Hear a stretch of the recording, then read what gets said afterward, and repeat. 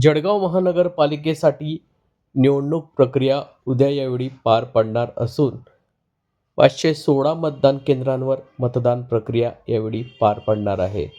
जळगाव शहरातील महानगरपालिका प्रशासनातर्फे 12 आदर्श मतदान केंद्रे यावेळी स्थापन करण्यात आले आहे.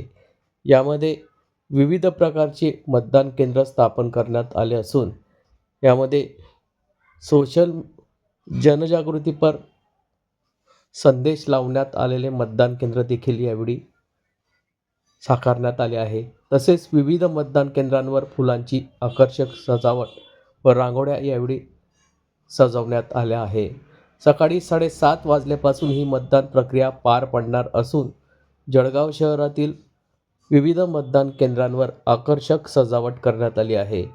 जळगाव जिल्ह्यातील केळी हे फळ महत्त्वाचं असून विविध ठिकाणी केळीची आरास देखील मतदान केंद्रांवर साकारण्यात आली आहे. या संदर्भातली माहिती आज दिनांक 14 जानेवारी रोजी दुपारी 4 वाजता माध्यमांना यावेळी प्राप्त झाली आहे.